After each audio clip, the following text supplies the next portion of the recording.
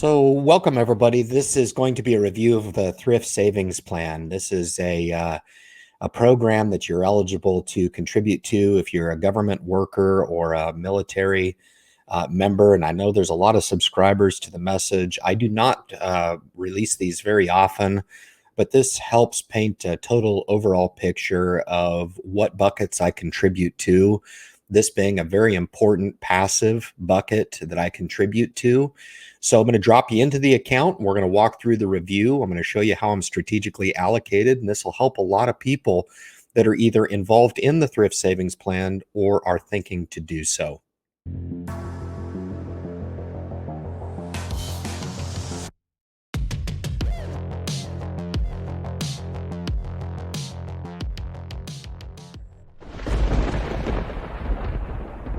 So I don't roll these portfolio reviews out very often, but I know for the government contracted subscribers to the Independent Investor channel, along with the military members that are eligible to contribute to the Thrift Savings Plan, I roll these out for awareness purposes. This is an extremely passive account. I have in the past tried to move these funds around, and I've moved away from that strategy altogether. And I have deployed a 100% passive strategy within this account, and it has paid dividends. There's no doubt. I do not move these. I have this allocation set pretty solid, and I don't mess with this at all. This allocation is what I've got set in these, and I'm going to disclose those to you guys. I know a lot of people kind of struggle with what their options are within the TSP, even with as little options as they provide. They really do make this as simple as they possibly can for people to get involved in the market and enjoy participating in the Thrift Savings Plan. I am an advocate of it. You know, we're up over 14% on the personal investment performance. So we're fine there, performing well. I contribute to this. This is a 10% contribution rate every month. I know some people are significantly more than that. I'm fairly certain that the annual contribution limit is, I believe, at $19,500. So if you do want to contribute up to that amount, you could certainly adjust the percentages per month to get close to that, if not match that 19.5. Now, for you guys, in full transparency, I am with the legacy program. I was ineligible to opt into the blended retirement system. I wouldn't have had I even been provided the opportunity, but I was about a month away from even being eligible to provide me that decision. But I wouldn't have opted in either. I like the traditional. I won't get into, or the legacy TSP, I won't get into my reasons why that is. But I know there's a lot of people out there that are now entering into military service that are part of the blended retirement system. And you can really make that work through the matching. I really do advocate for participating in the TSP in whatever capacity you can. But I think it helps from an awareness perspective, understanding that the bottom end here on the individual funds right here, this is where I like to invest my money. All of these funds are they're good. My least favorite probably being the F and the I, but to get my international exposure, I do put about 10% of my money into international. And that just allows me to dabble in it. I think a 10% allocation is better than zero.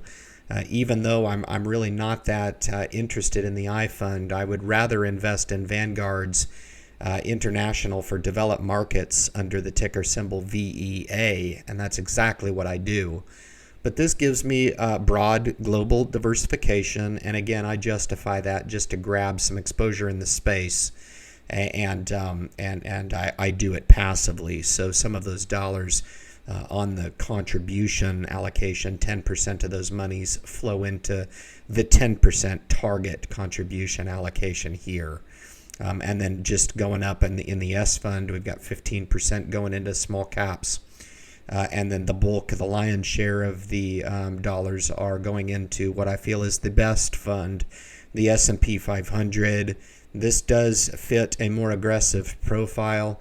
as I don't participate in fixed income and I don't participate in government-backed securities. However, the G fund is not to be underestimated. It is a good fund, almost guaranteed 3% money, and I very rarely use the word guarantee in investing at all. But this really, with the lack of availability in high interest types of scenarios where you can earn a guaranteed 3%. I know there's a lot of high yielding stuff out there, but typically those are teaser rates and they're not locked in. The G fund is. And later on in life, I do foresee transitioning some dollars into the G fund and just making a nice 3% yield on my money and sleeping easy by doing so. But right now I'm in a growth phase. So the 75, 15, and 10 is obviously where I want to be, seeking out the opportunity for some capital appreciation within the Thrift Savings Plan. As you can see here, I do not participate in the life cycle funds. These are the managed funds by BlackRock. They do a great job in these life cycle funds. So if you guys were a government employee or a military and you were young, just getting in, these can be a great option. These are professionally managed. They are tax loss harvested, and they are rebalanced at the end of every quarter.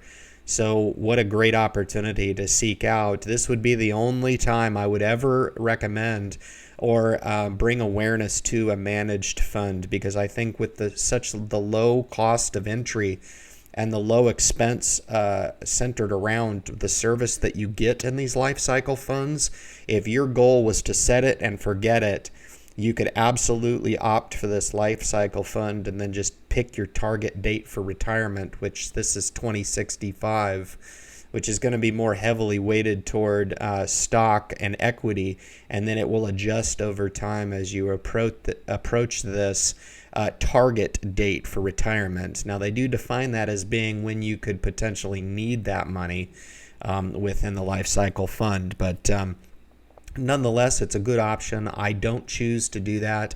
I like the opportunity through the self-directed aspect, and I like the fact that my target allocation does not change and does not flex over time, because I certainly don't want the portfolio to be automatically adjusting at a time where it's more conducive to keep that risk on the table. So I'll just scroll to the bottom here and show you guys the distribution. Right now is at about 70%. That's how the real dollars shake out.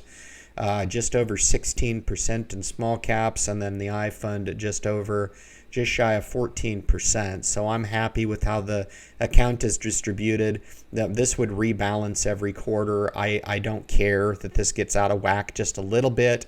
It's not too crazy. These contribution allocations are fine. These are set.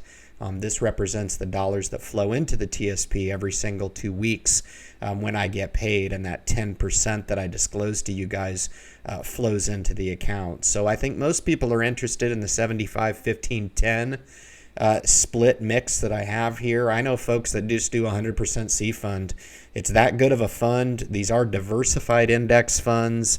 They're very, very good funds. They perform nicely. And for anybody out there that's interested in participating in the TSP, I hope this worked and proved to be a nice testimonial on what is possible with the account value over $42,000. I haven't missed one single dime of these dollars. Most of these are Roth contributions. I will go over and show you that. So the lion's share is in the Roth TSP, or the member Roth here at the bottom, and then 711 is in traditional. This is when I first started it. I had a few dollars flowing into here to start, and then I've been contributing ever since 2011 to the Roth TSP. So that rounds out the TSP review, guys. I'll kick you back to YouTube and we'll conclude the video. All right, guys, so we've come out of the Thrift Savings Plan. We've completed the review. This is just over $42,000 of dollars that I've contributed to this at 10% clip. To be honest with you guys, this has been money that I've contributed and I have not missed. It would have just probably been money that I just would have normally spent, I guess, over the years. I've only been contributing to this for about 9 years, so it's grown quite nicely. It'll be great to have it continued to grow and help supplement my total overall financial picture.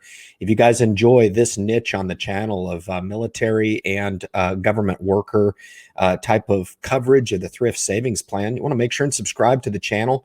Share the message with anybody out there that you know may be looking for similar information on YouTube.